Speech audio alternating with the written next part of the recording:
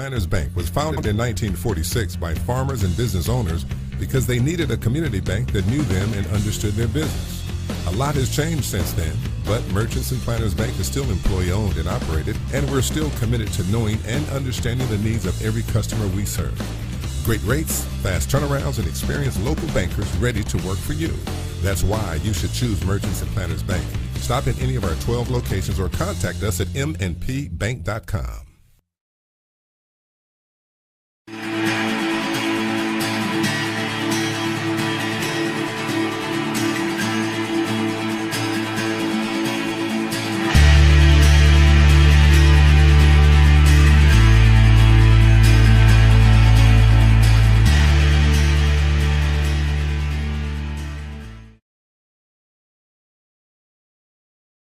When Josh Nation says 5, 4, 3, 2, 1, it comes to us, and that means that this is Hayden Schultz, this is Brian Reardon, head football coach, athletic director, Newport Greyhounds, and of course I'm David Black, which doesn't mean anything.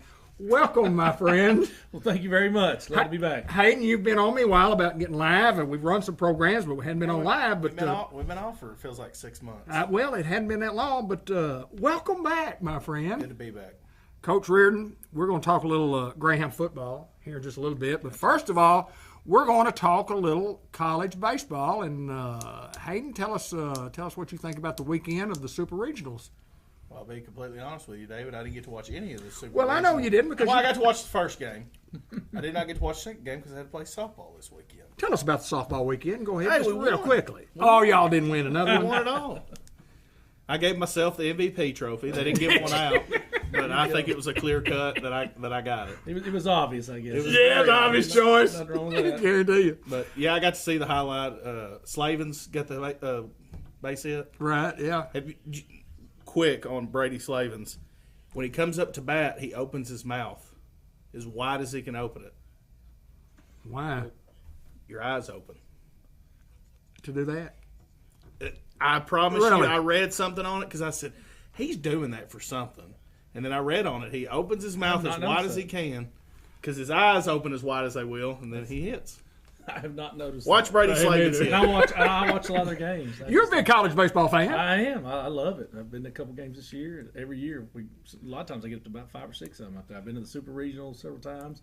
Been to the regionals. Never been to Omaha, but who knows? Maybe I'll jump in the car and head to Omaha. There you go. There you go. And of course, getting into the College World Series, Arkansas is there, and everybody knows that. You've been under a pillow if you hadn't finally gotten that information. But you also have a big upset, Notre Dame beating Tennessee That's for right. a couple of reasons. Talk about that a my little brother bit. went to Notre Dame, so people that well, if you know my family, you know we're huge Notre Dame fans. Absolutely. And plus, getting Tennessee out of the picture, everybody's happy about that because what were they, 52-8? They were good. They were really, really good. They were us last year, the best team. Unfortunately, if you're the best team all year long, it's like a jinx. You know, Yeah. what was it, 1999? Miami won it all. They were the number one team all year long. It was the last time it's happened. That is correct. Last time the number one seed teams won it all. So it's a jinx. And I thought we positioned ourselves perfectly. We fell apart late. Right. In the year, and then slid in. Here we are back in Omaha. So this might be our year. I don't think anybody gave the Arkansas Razorbacks a chance to be where they were. Well, I did. Yeah. Did you really? Did you think they were going to get there? Well, I didn't know if we could really get there. I thought hitting, if it would come around, that we could, but I didn't know if our pitching was deep enough to beat North Carolina, honestly. I thought at Oklahoma State, when we hit the ball real well, I thought that we could compete against North Carolina, but I didn't think that Connor Nolan would throw as good as he did Sure. the first game. Yeah. I didn't think that we had enough guys. And Hagan, when he came in that Oklahoma, in that Stillwater regional, I mean, he was unreal. So if the guys can keep pitching lights out like they're doing and getting timely hits and things like that, they've got a good chance. Well, you talk about timely hits. I mean, you go to you're right in the ball game. You got the ball game 1-2-0. Then all of a sudden you're behind 3-2, and you got 3 outs left, and it doesn't look good for the home team, for the Razorbacks, or actually the visiting team who played as the home team, whatever. But they got it done, Brian. They just got it done. When battles got on, I smiled. I said, Got a chance. I said, he's going to get around. And at least we're going to extend this. You know, we don't even have cable until we got cable today. So I went out to Ryan Cloud's house. We sat in the swimming pool and watched it. Is that right? There was a big crew out there. It was awesome. And we all went crazy and called the hogs and all that. But when he got on, I said, watch it. He's going to get around, and we're at least going to tie it. Then when, of course, everybody knew when he was first, we had first and third. I was like, well, we're probably about to win this. And there they go, just timely hits. That's what it's all about. It's all about momentum, timely hits. You get to Omaha. I felt good when that bats got live at Oklahoma State, like you said. Right, yeah. I said, we're going to win the next one. We're going to Omaha. And I did. I felt good about it. I thought going in, Arkansas has a tough chore, as anybody would do, going to somebody's home field. For the regional, not the super regional, but going in Oklahoma State, I thought, that's going to be tough for anybody to go to Oklahoma State and beat Oklahoma State in advance. And then when you do, and then they say, well, of course, Arkansas, you're not good enough to be a national seed. You haven't done anything, rightfully so. And said, we'll just send you out to North Carolina and let you play these guys, and y'all play a couple in North Carolina, move on to College World Series, and it didn't work out in North Carolina. But it hadn't worked out for a lot of the favorites in this whole deal. When we talk about SEC. A lot of SEC teams in, and I'd mentioned, Texas could be considered an SEC team, and you mentioned Oklahoma could. They're already in. A&M's in. Ole Miss is in. Arkansas's in. If Auburn beats Oregon State, they're in tonight. Yeah, and looks like Stanford's on their way. Yeah, they were up 9 to something. You never know though, but I'd say they're on their way. They look like they're. And I guess the Hogs would match up against that. It's right. The College World Series is kind of a little different than what we know as a regular tournament. Most of you probably do know. They have 2 segments of 4, and they play a not a round robin, but they play a double elimination tournament. And then whoever comes out of each one of those quads, each one of those 4, those 2 winners play a best of 3 series, which I like the format. What do you think about the format?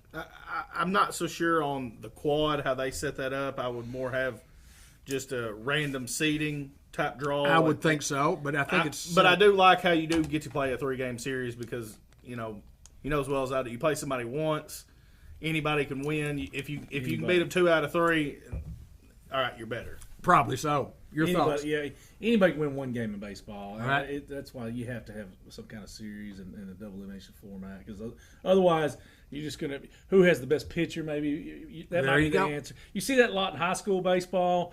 I don't want to get off on a tangent, but it happens a lot where you run into that team in the semifinals or quarterfinals, and you're the best team, but they got that one guy who's already signed with the Hogs or something, right? And they don't have anybody else, but you might have 5 pitchers. The next 5 best pitchers are your team, and you run into that team, and boom, you're bumped out. A buddy of mine coached for years with 28-0 one year, and I ran into one of those D1 pitchers, got bumped in the semis, and to this day he gripes about it not having some kind of double elimination format in the high school level. So you definitely have to do it because y'all know baseball. It's just anything can happen on any given day. Coach Kenny Black tells the story that and we've probably told it on here before, but I'll share it with you. And I don't remember the team and the war of the year or whatever, but they were going down to a state tournament and playing somebody that had the number 1 team in the state of Arkansas, but they had one great pitcher. Mm-hmm. And the Arkansas Democrat or Arkansas Gazette reporter called Kenny and said, look, I want to get your thoughts on having to face this guy and blah, blah, blah. And Kenny said it was a great interview. And he said at the end of the interview, the guy says, well, the guy throws it 95 mile an hour. It'd be tough to hit it. He said, it's too bad he doesn't have a breaking ball. And Kenny said, now, wait a minute. You're telling me this guy doesn't throw a breaking ball? He said, that's right. He said, well, I'm going to tell you something, but it's off the record, okay? He said, well, yeah, what? He said, if all he throws is a fastball, we'll get 11 off this guy. Yeah. And I think they got 13 maybe or 12. That was Crossing. Miss Crossing. Yeah, you know the story then, yeah. Well, that was my junior year after we won state in football. Okay. We got to state, we beat them, we 10-runned them. That's absolutely right. We got to the championship game and ended up having to play Malvern, and just the bats went dead. That's exactly right. It was Crossing was number 1 all year long. Yes, sir. Had that one guy. My boy Chris Paulsgrove went yard on him. Did he? Yeah, Yeah. He said he never forgets. He said he was the fastest pitcher he'd ever seen at that point. He said I just got my bat out and boom, right field, one of the farthest home runs he said I've ever hit. He said I caught it clean, and they 10-run them. They did. I'm sure that's what Coach Black said. Said, look, if this guy's just going to throw fastballs, we'll kill it. Yeah, we'll kill it. If you don't have a breaking pitch, appreciate the information. There you go. Appreciate the always good to get a scouting report from somebody. That's right. But anyway, it's Notre Dame and Texas. It's Texas A&M and Oklahoma in one quad, one half, I guess. Then Arkansas versus the UConn-Stanford winner, which we assume Stanford has done that or getting close to it. And then Ole Miss will play the winner of Oregon State and Auburn, which comes up at 6:30, and that starts at 6:30. So, I mean, it's an interesting College World Series, and it's college baseball, it's college sports, and it's Arkansas Razorbacks, and all of us, around the state of Arkansas, really around the country. Boy, what a crowd. Did you happen to notice the crowd that we had at the ball game at North Carolina? What a crowd. I heard the Hogs getting called. I said, we're in North Carolina. I mean, that's something. That our base, I think they say, what is it? Us, LSU, Mississippi State draw the biggest average crowd every year, so it doesn't surprise me. Right. Go on the road. It's fun to go to. I mean, I'd rather go to a Razorback baseball game than any major league park right now. I tell you what, it's pretty cool to go to one, isn't it? It is cool. Yeah.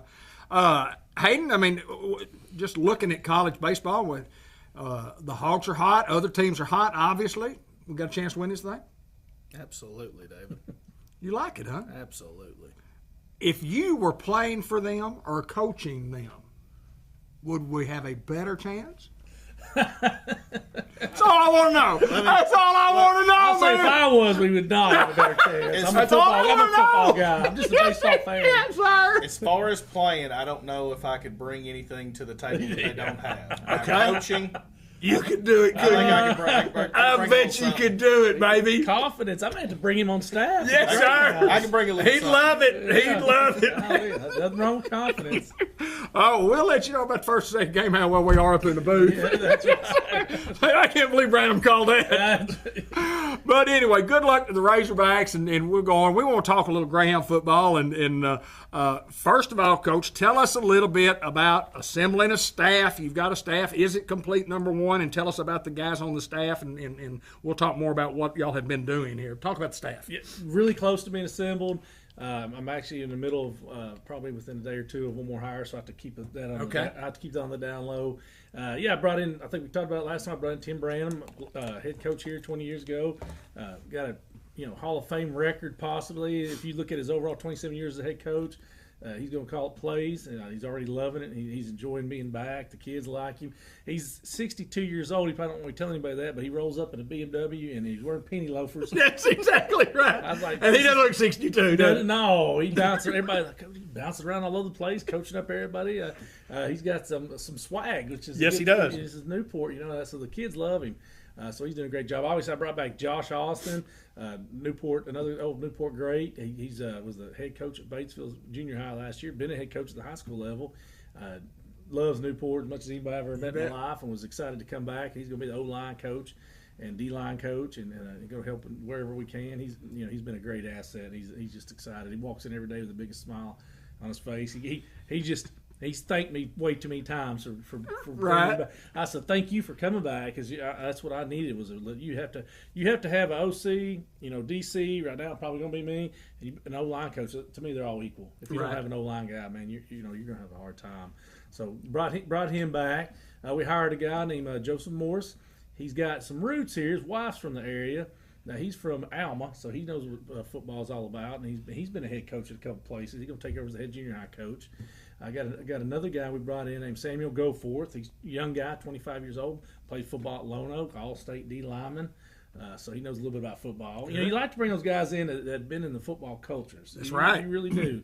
And he coached at Des Arc for a little bit, and then like I said, I think this will be year 2 or 3. He's going to come on board and help with the junior high program right now, and I'm looking to hire a couple more. Of course, I got LeVar Neal, Rashad Billingsley. That's that's an unbelievable treat to walk into. That's the work horses right there, and they the kids love them. They love Newport. They have no intentions of ever going anywhere but Newport, and we're trying to build up some stability. Where we got some guys that are sticking around for a while. So. Things are good right now, man. Everybody's excited. We just got back from the team camp last week and had a lot of film to watch today and sift through and fix all the mistakes. And it feels like it's already football season, really. Well, it's just a little over 2 months before we get into it. I want to ask you this before we get into the nuts and bolts of the program and the team and what's been going on. But I want you to tell again the story that you and I sat down and talked about a month or so ago about getting here and finding out about Greyhound football. That's a great story. Tell me how you found out about the Greyhounds. 100% true. When my dad gets hired in August of 1981, we lived in Norfolk, Nebraska, out in the middle of nowhere. And I think it was just one of them. We got to go. This is a good job opportunity. We got to go. So bam, we moved to Diaz, and they gave us a trailer on the steel mill premises. So you can't imagine it was very nice. And we spent 9 weeks there while he was shopping around for houses. Well, we ended up buying a house on Lakeshore Drive, the house I just bought back off of them. Anybody that's ever been by there, you can hear the speaker from the house plain as day. You know, I walked to school my whole life. I've walked to school, several times since I've been back. So I always tell people, if I leave the Key building, I could walk to the music building. It takes me longer to get to the music building than it does to my house. Right. That's how close we are to campus. I say I'm on campus. That's right. People, I don't want to burden you. Can you come open up the Key? But you're not really burdening me. I'm just like I'm walking out of my yard here. So no big deal there. But we're sitting out there. We moved in, and we're boxes everywhere, and I'm sitting on the front porch, and me and two of my brothers, Breen and Joey, and my uncle Donnie that lived here at the time and helped us move in, and obviously my dad. And I could hear the speaker, and I said, "Well, what's going on down there?" Because we'd been going to school at Castleberry, so I wasn't even really familiar with this side of town at all. And he said, "Well, that's the football team." And my uncle said, "I hear it's supposed to be pretty good this year." I remember the year I just said, 81. Yeah, right. And I said, "Well, by then it'd been about week 9 probably." I said, they said, "We'll walk down there and check them out." So we walked down there. We stood right at the fence. On the not the country club side, but on the visitor side, right there, we could just kind of peek in. And at the time, I didn't realize I was watching Billy Warren and Theo Young. I was a first grader, and it was obviously the year they won a state championship. But that was my introduction to Newport Greyhound football, and I probably went to every single game that after that until I got done playing. I was a patrol boy, so they give us free tickets to all the ball games. I'd go hold that stick out in the morning so I could get into all the ball games free. So back, I didn't play video games. I didn't do any of that. I'd get up. There's a ball game, basketball. It didn't matter. Whatever was going on campus, I could go free. And I just grew up down there. I grew up in that field. I grew up in that gym, and I tell the kids stories all the time. Every day something new comes back to me, and I tell the kids. So a lot of history there. We really glad to be home, and it's really exciting. Well, and you're one of 5 that played for the Newport Greyhounds. Talk about your brothers and the years, and we talked about that also, but it's okay to talk about that again. We can do it again? That's right. All right. Yes. Well, my mom and dad were lucky enough to have an 11-year run of having one of their sons on the team. There's 5 of us. Started with Joey. Joey was a class of 90 graduate. Of course, he was on the team, the 87, 89 years. Mm-hmm. And then Breen rolled in. He was just a year older than me, so we shared 2 years together. Him and Joey played together for 1 year. And then me and Breen played together for 2 years, and there was a little gap. And then as soon as I left, Matt came up as a team carrier because there was no gap. Oh yeah, no gap at all. No gap. No. And then Luke came up when he was a senior and carried it on. And Luke graduated, and Luke was one of the ones that got to play for 3 different coaches. I believe he got to play that is right. He got to play for Keedy, Keppel, and Shield. That's correct. So, sure did. Sure did. And had some good years there. Those are good coaches he played for, by gosh. But 11 straight years, and they're excited to get to come back. They really are. They've been back. And my dad's already asking if he got free tickets. I said, well, I don't know, but I'll work on getting you something. We'll see what he gets. Well, he don't. I'll pay for it. We'll get you in I'll there. bring him in. He'll probably come up here and tell you what he thinks about the ball game on it if you want. He can do that too if he wants. At Southside, he'd catch me at halftime because we had to walk through the crowd every game. When I was a coordinator, position coach, didn't matter what it was, to head coach, and tell me what he thought about the first half. I appreciate that. Sometimes it was good, sometimes it was bad. Yeah. So, Dad's always going to tell you the truth. There's I guarantee nothing wrong with that. Doesn't hurt my feelings. I'm used to it. I'm a coach. Hey, you got anything for Coach? We're going to be here for a little while. We're going to talk for Greyhound football. Sure. Defensively, what's the strategy as far as what we're going to run? Are we going to have 3 down linemen, or we're going to have 4? I'm a 3-4 guy. Okay. Through and through. I live and die by it. We got on the board with Coach Black the other day. Your brother, he was asking me, well, what are you gonna do when you run into these teams? I said, well, I got 2 big old outside linebackers who I'm blessed enough to weigh 190 pounds where they can come down as a 9 technique. And now I'm gonna guess what I'm in? I'm in the old 50. Yes, sir. I mean, old style Greyhound football. And but they can also cover in space.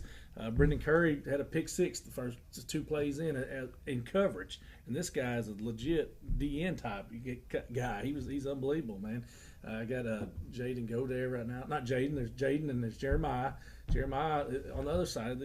I didn't realize what I had until I went to this first team camp. Right. We were going against each other, and we got a little physical in spring. Didn't have a lot of practices, but we got when I got to really see everybody cut loose, and he's an absolute animal. I mean, unbelievable. So we're going to run a 3-4 defense. I've tweaked a few things. Our safeties are going to be Isaiah Kendall and Kylan Cricht. I believe in safeties and outside linebackers. You have to build your whole defense around that. That's going to be your best 4 athletes. I got a guy named Josh Drennan who's the silent. I call him the silent killer. He's one of the best players that nobody's talking about. Right. Oh yeah. He's quiet. Yep.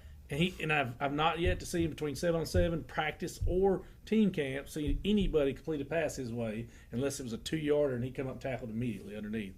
And you throw him the ball in space, and he's probably got more wiggle than anybody we have.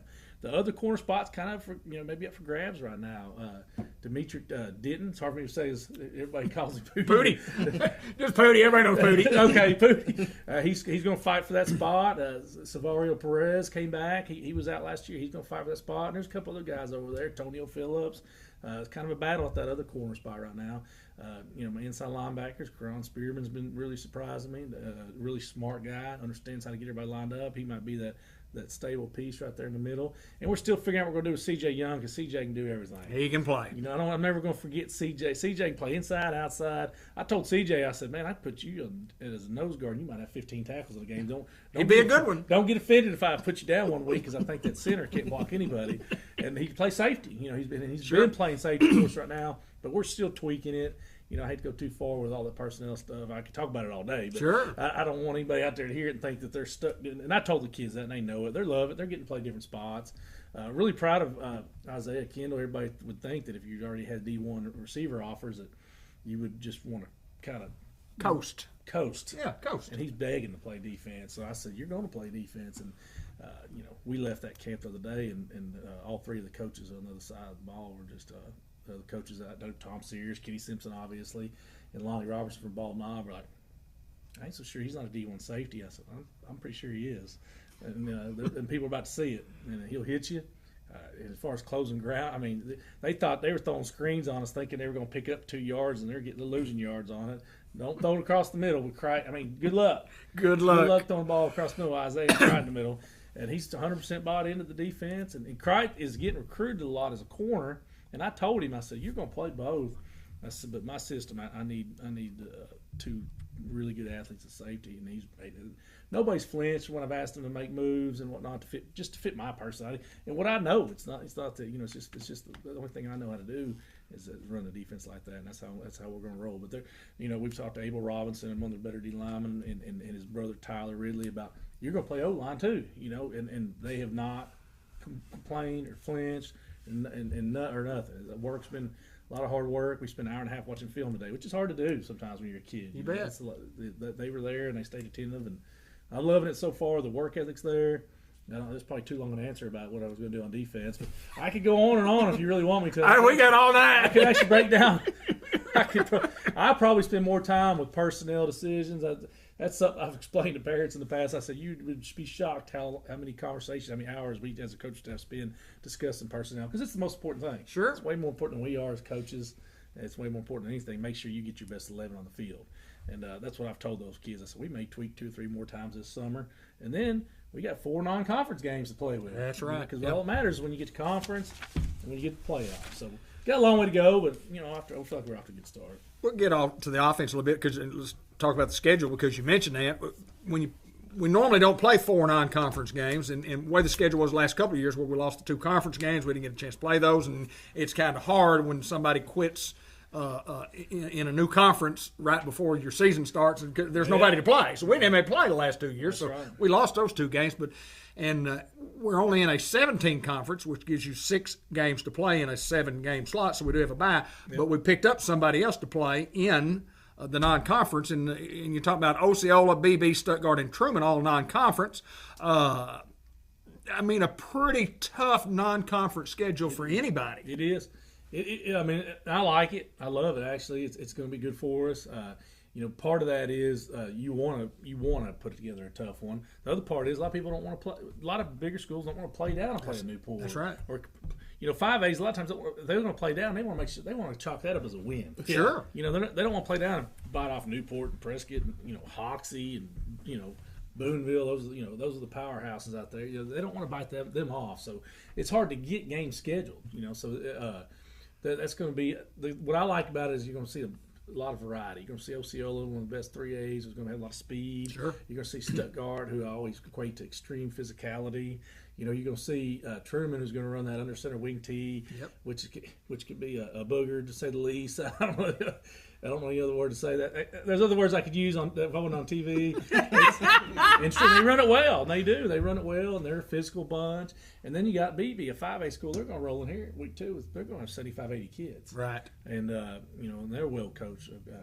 Chris Gunner over there, and they're going to have some guys. I mean, it's going to be challenging. It's one of those that you look at, you're like, we could go 4-0. We could go 1-3. We could go 2-2. We go 4-0. You could look at it however you want. But there's not one you say we got that one. I mean, which is going to be great. It's going to be a good start. Hopefully we get a few of them, build up a little confidence.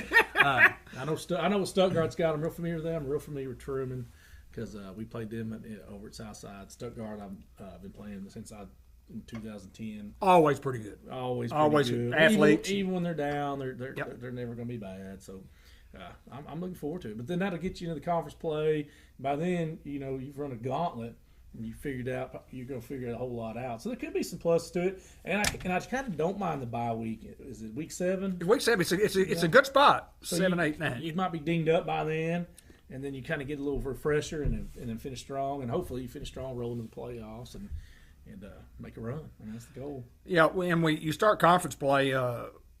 We play Quitman at home. We go to Salem. We go to Atkins. Get the bye there. And then Melbourne away again. We played them up there last year, but just happened to work out that way that we do that. And then Yellville Summit and Perryville at home. And but I think the bye week also was Hayden, what do you think about having a bye week there? Later in the season, I always think that we never got the bye. We were in that conference, Southside, Stuttgart, Loma. Sure. It never changed. Yeah. I mean, you talk about week 7. I mean, and especially playing that tough non-conference. Oh yeah, because that's usually when you're going into conference, but you're still beat up. Because when we played the Greene County Tech, we played Sylvan Hills, had to play Nettleton, and then you go in, you got to play Dollaway week 1, and then you got to play Stuttgart week 2 at conference, and then Gauntlet there. I mean, you're just like you're beat up by week 7. You're just like golly, and then you're contending for a conference title at that point, and coach is really, really on you as far as pushing you, and you're just hurt and beat up. So, yeah, week 7's probably a pretty good time to get one. I know last year, was it week 8? Or was it week 9? Well, week 9, I think we had a bye going into the playoffs. I don't want I don't necessarily want week 10. Yeah. We had a week. We had a week 10 the year prior. Okay. And then this year was week 9. I'd rather have a week 10 game and then have a bye because you did. Absolutely, yeah. Because you won conference. That's exactly right. But you get that bye is okay. You don't want back-to-back byes or byes too close to each other. Yeah. Even like week 9 and week 11. Right. You don't want that because you could stay away from it a little too long too. Y'all know how that works. So. We've often said that you want to. There's 2 ways to play the last football game of the year and get a victory. One is by winning a state championship. Mm-hmm. So you want to play your last game and win it. And the other way is to win your last game and it makes you 1-9 or whatever, and you don't make the playoffs. That's not the good one. I don't want that one. No, sir. That first one that I've talked about is a lot better feeling than that second one is. But been a while since we've had that feeling. 42 out of the last 44 years, the Newport Greyhounds have been in the playoffs. It is a tremendous playoff run. We did not go to the playoffs in 1986, and we did not go to the playoffs in 2015. But 42 out of 44 years, that's incredible. It is. That's an incredible run. That's that's a lot of pressure. It is. It is. No, I don't look at it that way. Expectations are high, and they should be around here. I mean, the kids that we have walking the halls and the kids that we have in this community year in and year out, it's a football culture. They love it. The talent's here, and I expect to hopefully make the playoffs the next 42 out of 44. Well, I won't be around for all those, but, hopefully I'll be around for a few of them. That's what I'm saying, that second part. Hopefully I'll be around for a few of them. Let's see, 66, 42, best I can tell. That's by the 100 mark. Let's go 1 year at a time. Yes, sir. Let's do well this year. Let's make the playoffs this year and see how far we can go. You bet. The expectations are high. They are. I mean, when you have it's unheard of to have a senior class this big at the 3A level. It really is. Right now we're sitting at 22 kids, and and most of them can play. I mean, this is going to be a weird year we sit around the coach's office all the time discussing like somebody good's not going to start. But what we're explaining to the kids is you're going to rotate and play a lot. You're going to be on all special teams. You're probably going to play as much as the other guys are starting. But that's the hard part right now is like figuring out who to place where. And it's a good problem to have, and we're looking forward to it. But when you have that kind of senior class, and it's a special, they have a tight bond. They're a very positive bunch. They have high goals. They want to win it all. They all come in here and told me in the meetings at the beginning of the year, what's your personal goals. I had a whole list. I talked to each kid for about 10 minutes. The young kids all the way up to the seniors, but every senior walked in there with one goal, and that was the finish of the year in Little Rock. There you go. We got a long way to go. A lot of stuff to do between now and then. Y'all remember that when you're not wanting to wake up Monday morning, June 13th, which is today. I had someone dragging, and it's a grind, and it's tough, and you got to get lucky breaks. You got to get hurt. What kind of draw are you going to get? What kind of matchup you going to get? There's so much involved in. There's been tremendous teams come through here that could have won state. Just one little bad bounce, one little injury at the wrong time. Mm-hmm. So much stuff happened. It's good to have that goal, but I'm a one game. I mean, to me, it's about Osceola. It's all you bet. I know we play West Hill in a scrimmage, but to me, that's practice. It's practice game. I don't even care if they score. If they want to turn the scoreboard on, they can. It doesn't matter to me. I'm going to look at that game as probably at that point still tweaking and looking and seeing who's going to play where and whatnot. But when we go to Osceola, it's time to start trying to win ball games, and that's what I'm focused on them. We've already watched some film on them with some of the kids, and we saw them in 7-on-7 a couple weeks ago. Okay, so I'm new to the 3A, so I don't even know this conference very well. I mean, I don't Melbourne. That's it.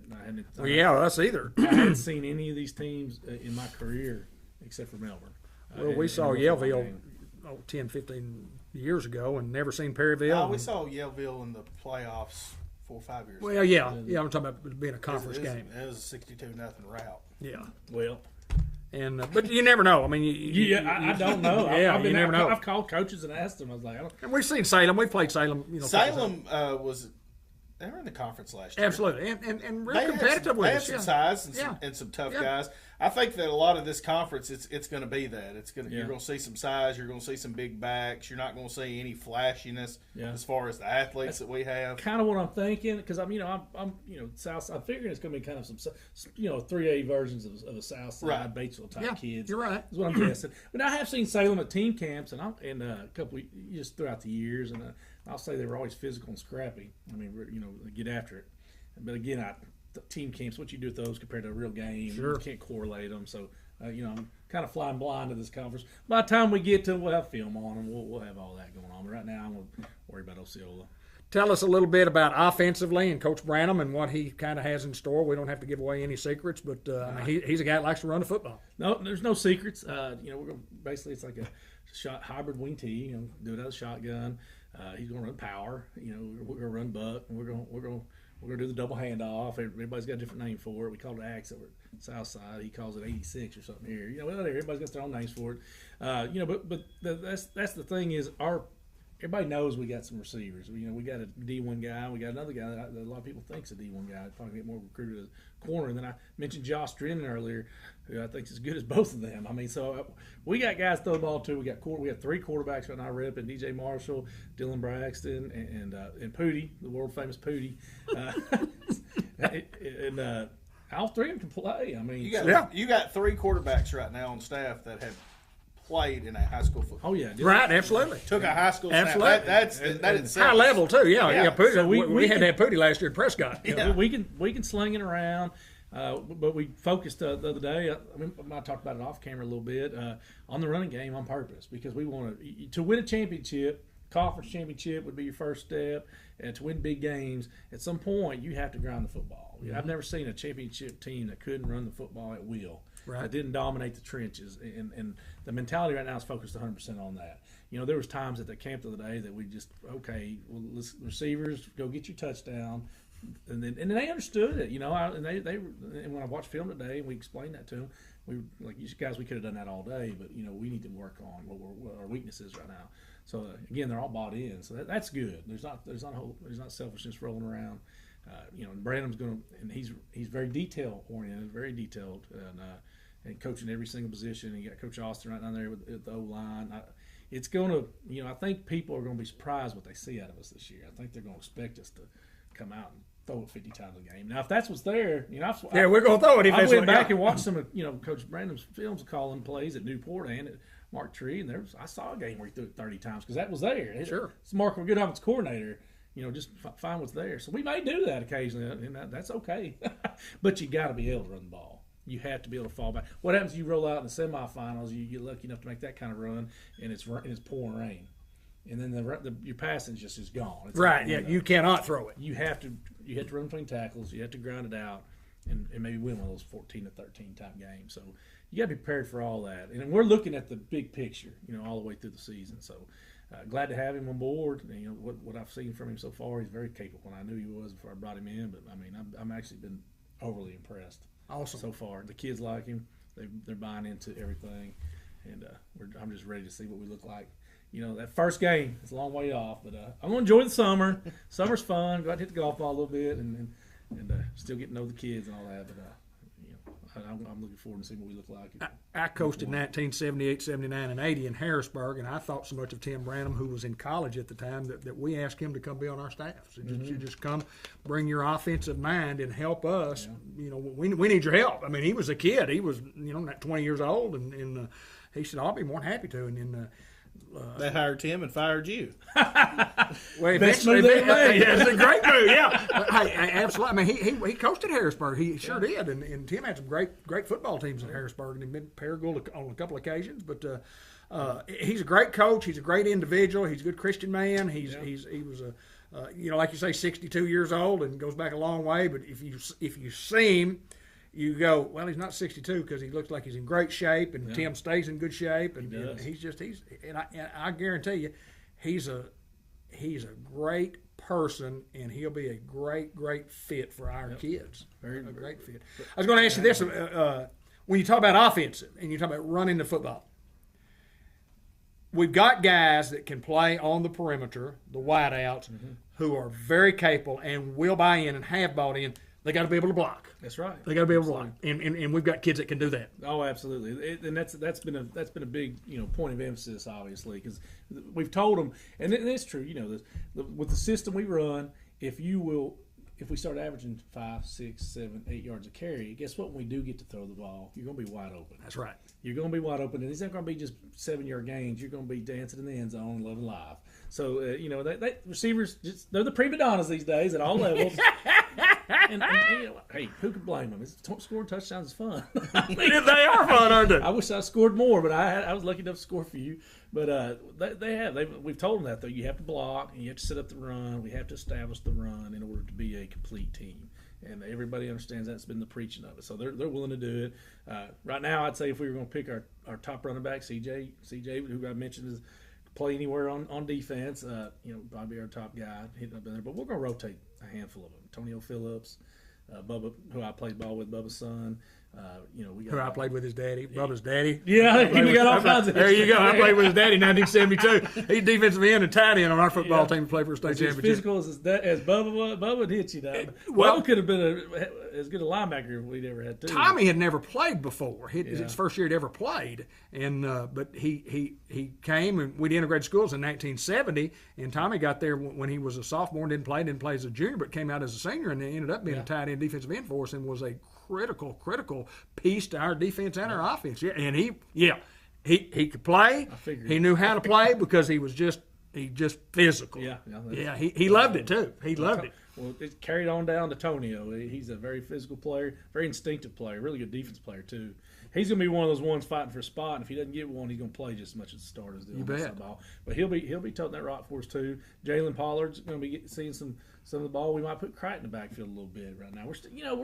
It's fun having these options. It's fun having these options. I'm sure we'll put in some kind. And we hadn't put in a tenth of what we're going to probably do. We just tried to put in enough to go to these camps and compete right now and not look too sloppy. And like I said, I think off to a good start with that. We looked pretty good the other day. How does the heat affect what you guys are trying to do this summer? First of all, talk about what you're doing this summer. You mentioned the camps and what's required of the kids on the summer basis of the summer program. Let's talk about that, and then how do we battle the heat?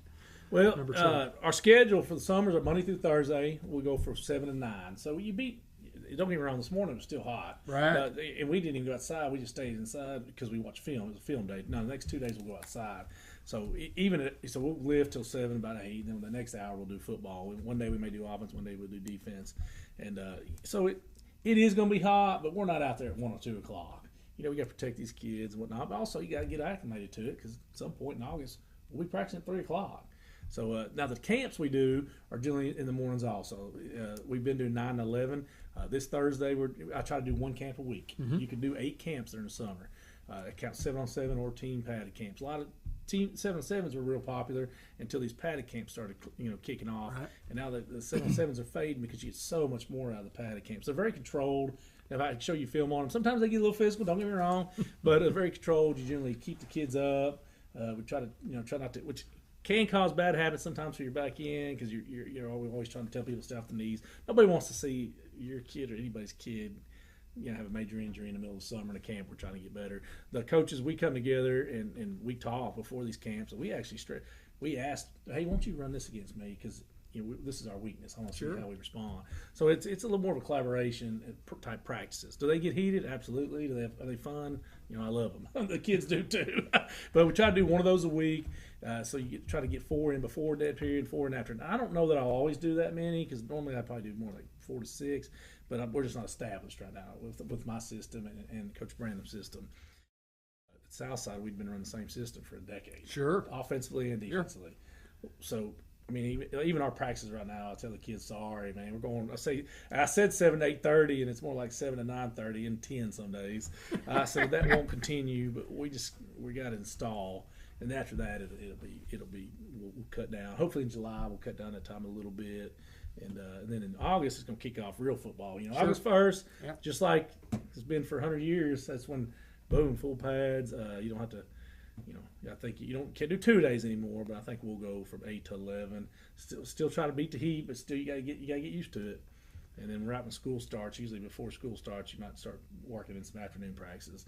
But beating the heat right now, it's 100 degrees in the afternoon. I don't know if you can. Hot, isn't it? It's going to be that way all week long. So we've even bumped up our team camp Thursday from 9-11 to 8 to 10 because it can still be pretty hot by 11 o'clock. Yeah. And in my 10 it will be, but at least we're beating a little bit, jumping out there, trying to protect the kids. Ton of breaks, unlimited water breaks. Not like the good old days. It's not like the bad old days we had 1 water break. The water's constant, the breaks are there. You preach to the kids to hydrate today. Like we were preaching, hydrate now for tomorrow. And people are just more aware of all that than they used to be, I would say. To make sure you're eating right, make sure you're resting, make sure you're hydrating and all that. And it's you got to protect yourself because unfortunately, every so often, every couple of years, you hear of some bad incident, and you don't ever want to be one of your kids or really anybody's kids as far as that goes. But we're always going to err towards protecting them when it comes to beating the heat. And if I have a kid start getting headaches, we do heat illness training. Mm-hmm. All the coaches do every year. And we're all aware of what the signs are, and we always have ice baths on hand immediately. They have to be. Sure. And when you do these team camps, they usually have a couple of them ready. Whoever hosts them has to have them ready. And there's a lot of rules and regulations now, so they'll be well protected. Again, it's still football, still an outdoor sport. You still got to get used to the heat, but we don't want anybody getting hurt. And your first 2 or 3 games are just, at kickoff time, it's just hot. It's miserable. Yeah, it's just hot. And no matter how hard you prepare for it, you're not ready. Half the kids on each team are going to cramp up. Absolutely they do. Absolutely so it is what it is, and then it cools off a little bit, and then you get into real football. Real football starts when it gets cold anyway. That's exactly right. Well, I hope those last 4 or 5 games we played, it was real cold. Won't hurt my feelings any. Hey, what else you got for Coach? Wow, you put me on the spot. I was just listening. You just listening? He's rambling. Listen, I'll shut up and let you guys talk. It's kind of nice hearing another voice other than David. There you go. Thank you. Because when you said something about that water, I said, I was fixing to tell it. Now I'm going to tell it now since you mentioned it. I'm going to tell it since you mentioned it. Now, back when I played, you didn't have water break. No. Sometimes you got a bag of ice break. Yeah. Just like it was a little Sonic ice most of the time. And honest to goodness gracious, I remember this. They would hand you they had a little metal cup that they'd put you in your hand. and you get all you could. And if you dropped it on the ground, I promise You picked it up. you picked it up and you ate it. I just We had the trough where the water would all spill Right. out, and I only remember getting one break per practice. Is that right? Yeah. And it might be a good 10-minute break though. You'd sit there and soak up all you could. And Well, you need to get water whenever you can. well, the culture's Yeah. changed. Everybody lived outside, in the 60s, 70s, 80s, Sure. even going in the 90s, maybe even early 2000s. But these last 10 to 15 years, it's really changed with the culture of farmers. It's all air conditioned tractors now. That's right. 50 years ago, everybody was out throwing bale, working in the field. I mean, people really were outside all the time. So it really wasn't, your body was acclimated. So you do got to be careful because of just the culture has changed. I mean, it's hard for old timers to see that. And hey, listen, I gripe about it too sometimes. I wasn't as bad as your situation, but we only got one water break. Something you can relate to the kids, though. I don't really remember it bothering me a whole lot either. But I lived my life outside. I mean, if I got outside, one of 5 boys. How much time do you think my mom let us stay inside during the summer? Go Get out of the we were house. playing golf, we were playing baseball, playing basketball, playing football, playing tennis. We were like a sports academy at the Reardon's house, and everybody wanted to come over because of that. So the whole neighborhood, we all ran together. We had a football field, Dr. Junkins Field across the street. We had a baseball field down the road that we could use, a little neighborhood field. We would go down to the country club and jump in the pool and get in trouble all the time. And they enjoyed having us down there when we were little. We treated it like our own place. Well, it was, and still is, isn't it? It still is. I'm still waiting to hear back. I tried to sign up the other day, and nobody's called me. So I don't know. It's kind of like permanent records in school. Yeah, there may be some records in it. Let's check his out. His kid when he was 12. What did he do? I said, guys, I've grown up a little bit. I mean, come on. I think they changed a few rules down there because of the Reardon boys. I'll say that. We all have to be kids. That's right. There's nothing wrong with that. We all have to be kids. But anyway, Coach, we appreciate you taking time to join us. I mean, we're looking forward to the season. I know Hayden and I say this all the time. Hayden, okay, sure. What year is this for me? 42? 41. No. 41. You said I could go 42. You're going to allow me to go this year and next year. Yeah, I'll approve. There you go. Okay, well, I'm going to try to do my best the next Ryan, time. this is what happens. So Okay. This is year 6 for me is this 6? I think you're right. So when I first started, it was, guys, I'm just telling y'all, if I can just get through this year, I'll leave y'all alone. So that's been the running joke is every year. Yeah. I said, David, 40? Yeah. Anybody can do 40 years. Yeah. It's hard for people to do 41, come back for that other one. He's like, you're right. So that's kind of the running gig. So he's going to be there as long as he can, I guess. Well, it's just if you have lived it as long as I have, and as long as we have, and it's all only thing I've ever known on Friday night. If it's a high school football game and the Newport Greyhounds are involved, I mean, I had rather be there as doing anything. I don't want to. Okay, David, you're gonna get to go to Hawaii, but you got to go on Friday night. I'm not going. Yeah, I appreciate it. I'm not going. I'm going to be at the football game, and I'm going to be at the Newport game. And now I'll go. December 16th after the December 15th championship game. I'll make plans to go after that. But I'll go with you. I had to miss one last year for a wedding. yeah, I mean, sometimes you do. Well, actually, I had 2, but one of them, Family and stuff like that. one of them I made it. Yeah. I've missed 2 in 40. But that's the only 2 that I've missed. And Yeah, me too. I've only missed 2. When you fall in love with football, it never goes away. No. Me and Rashad Billingsley, Coach B, we were walking out of the team camp at Southside the other day, and I just said I feel just the same as I did 30 years ago when I was playing football. Right now, we were just walking. I mean, I was that excited. Yes, sir. And he was like, he said he never gets old to me. It doesn't get old to you. I said, no, it doesn't get old to me. I said, when it does, I'll find something else to do. Yeah. I mean, because you got to have that kind of passion, or you're not gonna be successful.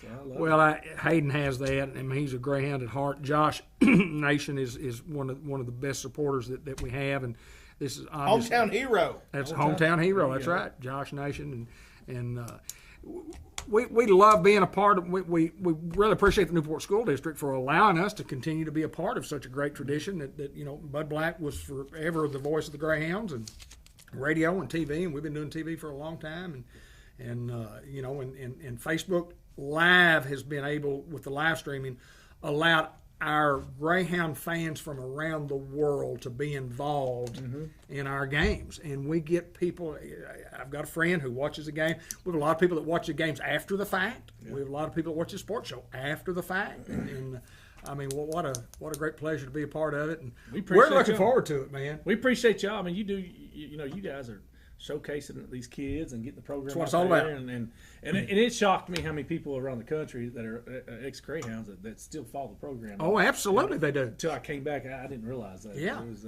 we have a tremendous following in people that not only watch, but they'll call or text or watch the game or comment on the game. I'm watching from Paris, France. Well, Vontae, who lives over in Paris, I told you he watches our game. Yeah, I told you when I got hired. With that first interview, it was complete insanity how many people sent me a text message or called me. Oh yeah, and I expected it. Sure, absolutely, you did. Blew me out of the water. Yeah.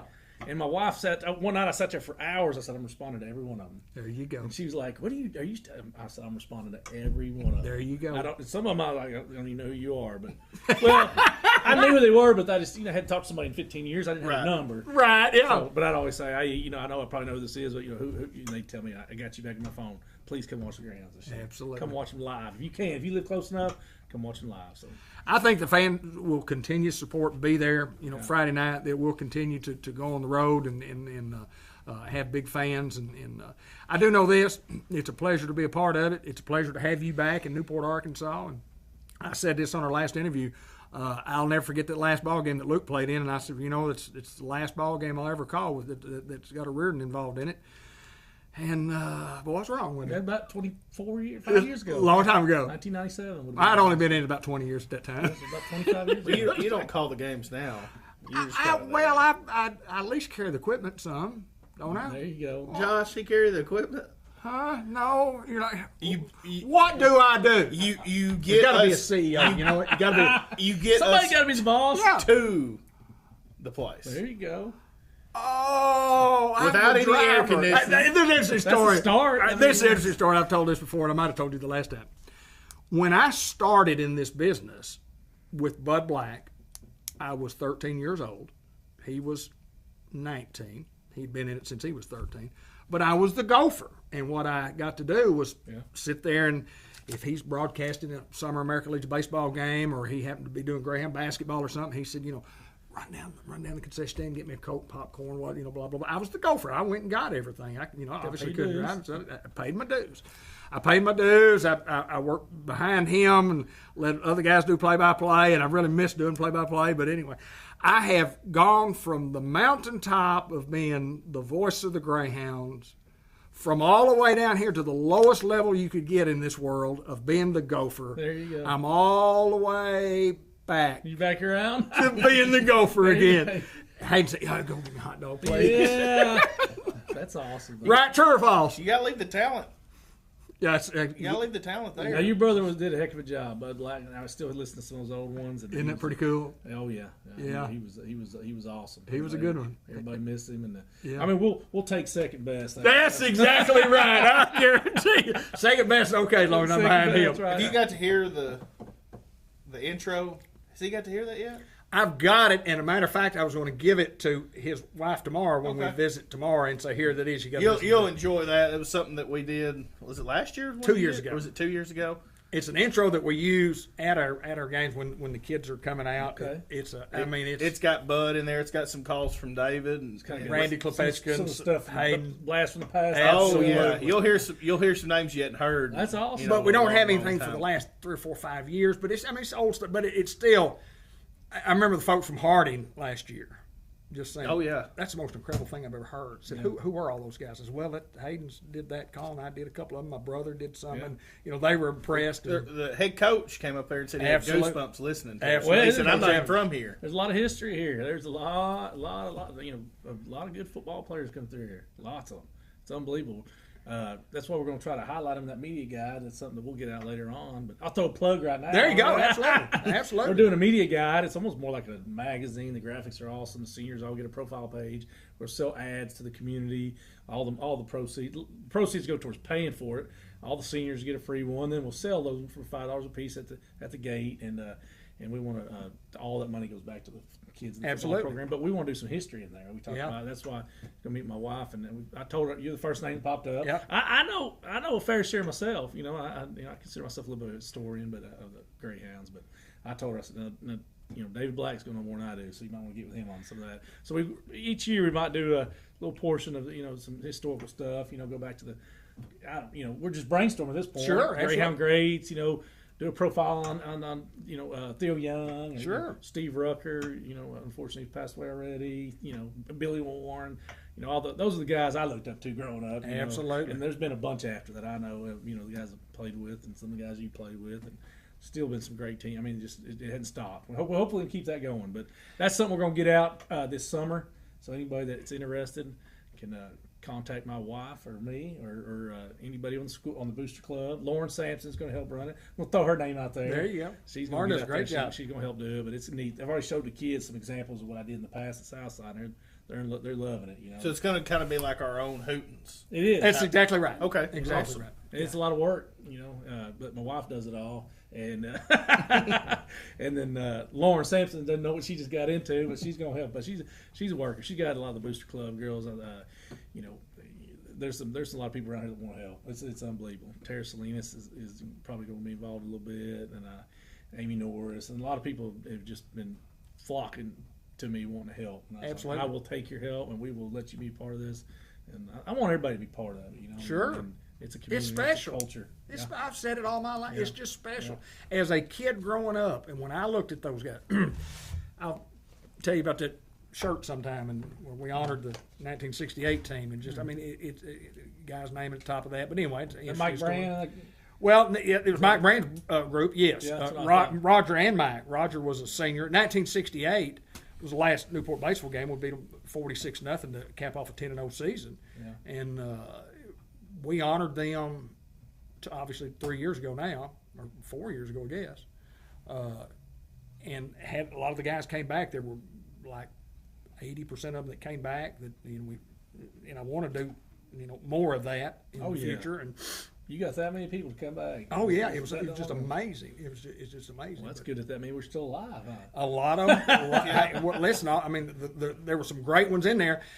As a matter of fact, our whole coaching staff at the time, when we're really getting ready for a ball game, they took time. We had a Friday night deal over at the had it in the field house, had it in the field house in the new lobby that we just had, and school was nice enough to really help us, and Dr. Bennett was. But anyway, and had a meal for them, and just I mean, it's just real nice what we did for those guys. But those guys were my heroes. Oh yeah. I mean that was, I was in the 7th grade when those guys graduated. That's about that age when you're 6th, 7th. That was my 6th to my 9th grade year. Oh yeah. Everybody that was the high school time, they were like college players. They absolutely. Well, and Bud was a year older than those guys and had played with all those guys and had been at our house. I mean, I knew them all, and still yet. I mean, John Pennington was in that group, and John really did most of the legwork to get all the people found and contacted, and we got T-shirts for them. We gave them T-shirts, and I have actually sat in Mr. Mike Brand's house and watched some film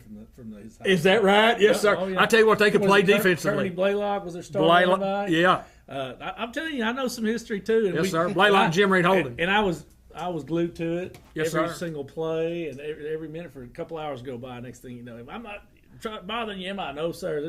I put a video together. I love this. Yeah. I put a video together of the Newport. Well, I actually showed the whole Newport Batesville game. Yeah. And to watch those guys play defense, I mean, it's just incredible to see. And Ricky Harris on that team, man? Ricky was a younger guy. He wasn't a starter on that Okay, team, but Ricky played the next year and was a starter on that team. Yeah. And I've said this for years, pound for pound. I knew this was coming. Pound for pound. Best linebacker I ever saw play in Newport, Arkansas. I heard he was Ricky Harris. That was that good. Pound for pound. And Zach Harris wasn't very good. Well, it was pretty dang good too. He pretty good athlete, wasn't he? Yeah. He could chuck a baseball pretty good. Play anything. Yes, sir. He could play anything. If you were going to put together a top 10, 20 list of all-around athletes that ever come through here, Zach Harris he better be in the conversation. I guarantee he would be. Yeah. He'd probably be in the top 5.